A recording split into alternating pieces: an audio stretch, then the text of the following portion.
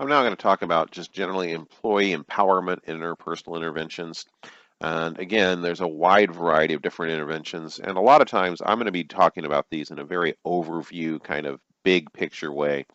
It's one of the reasons that I'm having you take a look at research articles and also drawing on research articles in your own papers is because a lot of the times when we're creating an actual specific intervention, we need to get details of what other organizations have done and specifically how they've done it.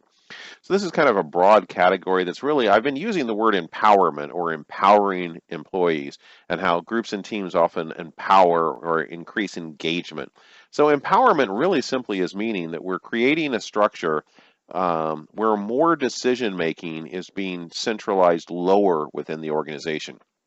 Now, this doesn't mean that the very lowest levels of a structural organization is making every single decision. It means that the organization has taken a good long look at where decisions are being made and can those decisions be moved lower? Would it make more sense? Now, in order to move a decision lower in an organization, you also need to make sure that that person has the information to make that decision. And so empowerment basically has two main prongs. Determining where decision making can be moved. So, can you empower someone to make more decisions in their day-to-day jobs? And two, can you give them the information to where those decisions will be valid and useful decisions? So, you're not only empowering someone to make decisions, you're empowering them with information about the organization with enough information that they can make good decisions.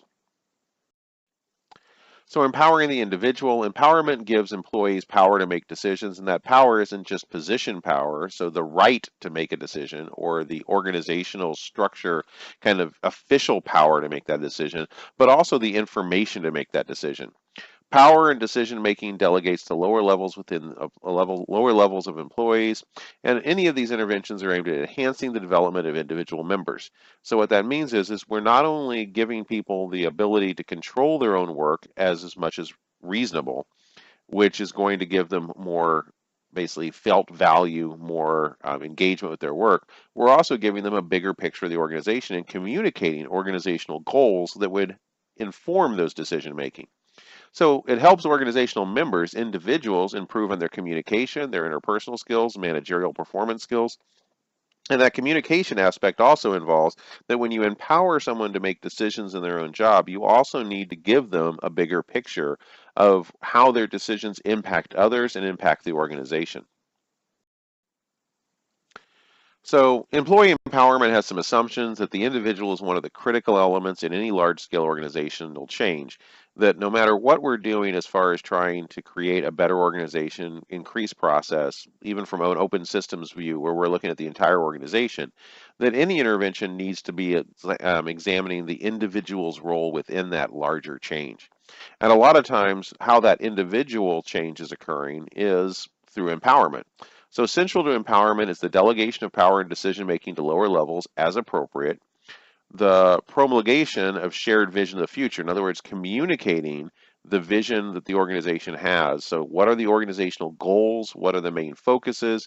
So giving the individuals not only the ability to make the decision, but the information to make good decisions.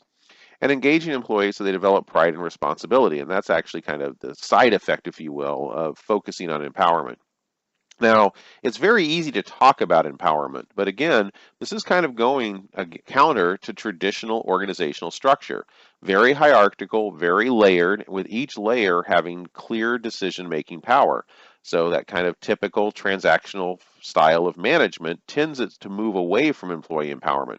The reason you have managers is to make decisions. The reason you have people below the manager is to do the work. This is actually trying to take some of the mantle of management into putting it into the hands of the actual individuals doing the work. Now, this isn't erasing management. It frees management to also be actually doing more productive work as far as actually inspiring and communicating. So instead of directing, management is now communicating information, allowing employees to make those empowered decisions. So empowerment, employees are proactive and self-sufficient.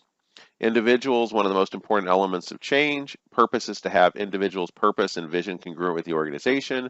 And for many organizations, empowerment is the basic cornerstone for change. So a lot of organizations do change basically using an empowerment model or an employee empowerment intervention with the idea of changing from the ground up. So we're changing how each individual does their work by empowering them, and that is going to result in a larger change throughout the organization as the levels above them have to shift what they're doing to now increase that empowerment or to facilitate that empowerment.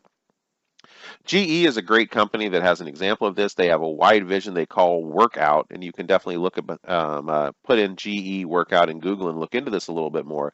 But it's a program of actually not only encouraging employees to make their own decisions and to give them the information they need, but also to focus on the individual and to make sure that the individuals are fully in line with the company's goals and the company's purpose. So empowerment concepts are interwoven throughout almost all OD interventions, and many interventions have a component of empowerment. Team and training interventions by their very nature. So the idea of creating a team or group is that that team is going to actually be making a lot of the decisions on how they actually conduct their work and how they make decisions on their work. Total quality management is an actual larger intervention we're going to talk about, and part of it is kind of changing the organization management goals from kind of traditional structural management to a management that's focused on actual product quality and customer service quality. And partly one of the main interventions of total quality management is, again, empowering employees to be able to make quality decisions or decisions that result in increased quality or customer experience.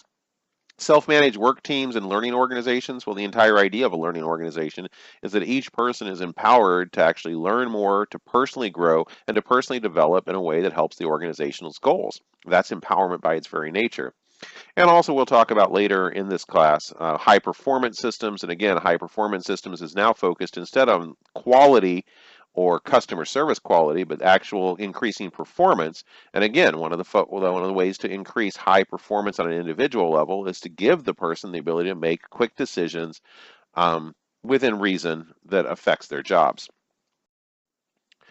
So this is kind of a little subcategory, but one of the ways we can also talk about empowerment is about communication. And communication is critical in determining organizational effectiveness, but we also need to start thinking about what kind of models or tools we can use to help people understand how they communicate in an organization and how that communication can also cause problems or not necessarily be communicating what they think they're communicating. And the Johari window model is a technique for identifying interpersonal communication style and also to kind of self-reflect or give an empowered tool to people to think about how they're communicating and what may be missing from that communication. So this is another 2x2 dimensional model with 4 cells, and it's based on our interaction with self and others, and I'm going to go through it on the next slide. So the Johari window basically is asking what is known to me and what is known to others. So it's basically we're crossing known to self, known to others, not known to others, not known to self. So known to others and known to self is the public area. So whenever we're communicating, what we're communicating clearly is in the public area. This is information about how I feel, my attitudes, my experiences, and I'm communicating them clearly, which means others are understanding me, and I am checking to make sure of that understanding. Do you understand what I'm saying? Can you repeat it back to me? Let me make sure that you understand. When we're in that area, and that's where we want to be, is the public self. Not known to self, but known to others is blind areas. So this is information that we're communicating that is clearly being picked up by others, but we're unaware that we're communicating this. Someone that, for example, has a bad poker face, that's sitting in a meeting, is unhappy with what's going on, but doesn't realize that people are able to pick up on that. That would be a blind area. Known to self, but not known to others, that's when we're either purposely or inadvertently keeping information or not communicating clearly. So we understand what was being talked about. We have ideas and they're clearly known to us, but either because we're purposely not sharing or we're sharing in a way that others aren't understanding, that's a closed area. It's not being known by others. And finally, we have the unknown area, not known to self and not known to others. So this is a good way to think about this is if you ever find yourself behaving in a way where you're like, why did I just do that? And everyone else around you is like, why did you just do that? We're probably in that unknown area. So this is about disclosures of the self and also how we receive feedback. And generally speaking, we're wanting to try to make sure that our communication style is existing as much as possible in that public area. And one of the ways we can do this is by actually kind of self-analyzing how are we communicating and making sure we're asking others for feedback on how we communicate. Disclosures and feedback of the Johara window. Disclosures involve revealing one's feelings, thoughts, and feedback to others. And feedback is in large public area to reduce blind area. The idea behind this is that the more we disclose and clearly communicate, and the more we accept feedback from others and request it. Do you understand? Am I making myself clear? What are you hearing from me? How are you taking this? Those two skill sets will involve moving us into that area of full disclosure, the public area.